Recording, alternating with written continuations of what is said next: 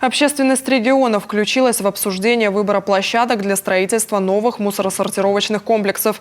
О том, что к концу 2024 года в Коми необходимо возвести 2 таких объекта, накануне сообщила министр природных ресурсов Республики Екатерина Киселевич. Как будет организована работа, расскажет Ксения Лосева. Сторожевск, площадка Дальняя, в районе Мандача, Соколовка, Зеленец, Иб, Кайгородок и еще несколько площадок. Минприроды Коми совместно со специалистами администрации муниципальных образований, надзорными и природоохранными ведомствами подготовила 15 вариантов земельных участков для строительства новых объектов обработки отходов. В ближайшее время будет проведена работа по выбору конкретных мест из предложенного списка. Сегодняшние, так сказать, предложения альтернативы таких участков и посыл к тому, чтобы вовлечь в это дело в обсуждение максимальное количество общественности, это хороший показатель того, что власть нас услышала, и мы, в том числе наша профсоюзная организация, готова участвовать и в подборе площадки, и не только, скажем, мы готовы посмотреть и проект, мы готовы сопровождать это строительство, потому что все, в принципе, достаточно просто. Есть Санпин, строитель, есть СНИП, строительство таких сооружений, и они достаточно грамотно готовятся, но очень важно посмотреть, чтобы все было в соответствии с проектом.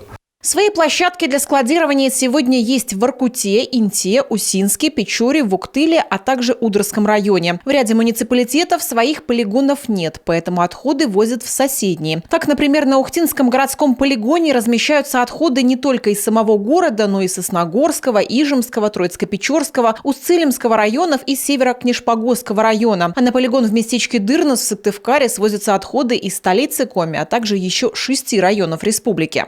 Техническая должна быть возможность, раз. Второе, никаких там рек, подземных рядом, чтобы туда токсины не попадали. Наверное, третье, конечно, чем больше плечо будет воски, тем дороже это для нас будет.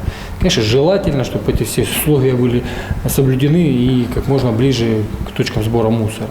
Для сравнения, в соседней Кировской области, площадь которой в 3,5 раза меньше Коми, действуют целых 24 полигона. В Коми на сегодняшний день всего 9. Они переполнены, а часть и вовсе в скором времени может закрыться из-за расположения на приаэродромных территориях. Меж тем, производить меньше отходов человек не стал. В прошлом году в регионе образовано больше 200 тысяч тонн отходов. На первом месте ожидаемо Сыктывкар – 62 тысячи, затем Ухта – почти 34. Именно эти 2 площадки и планируется разгрузить до конца 2024 года.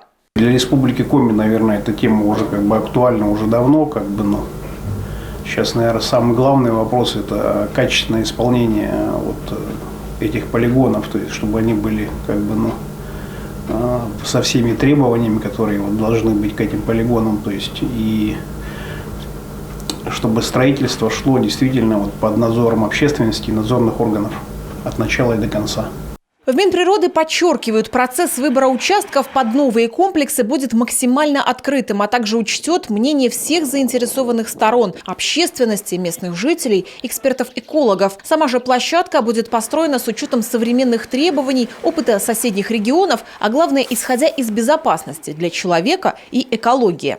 Все мы хотим жить в чистой республике, но, к сожалению, каждый из нас производит какое-то количество мусора, которое куда-то надо девать. И к этому вопросу надо подходить, конечно, в современных рамках, по которому живет сегодня весь мир. Может быть, взять людей, которые каких-то руководителей общественных организаций, может быть, свозить их на заводы, которые сегодня благополучно работают в Саратовской области, в Московской области, в Казани, и посмотреть, как идет сортировка, как идет переработка этого мусора, как идет захоронение его, какие фракции выделяются и так далее.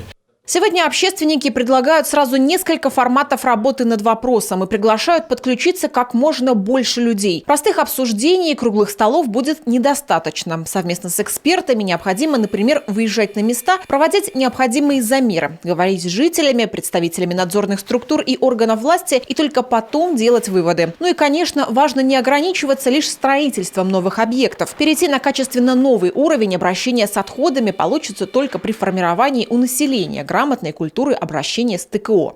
Ксения Лосева, Олег Жуковский, Виктория Науменко, Павел Лакутин, телеканал Юрка.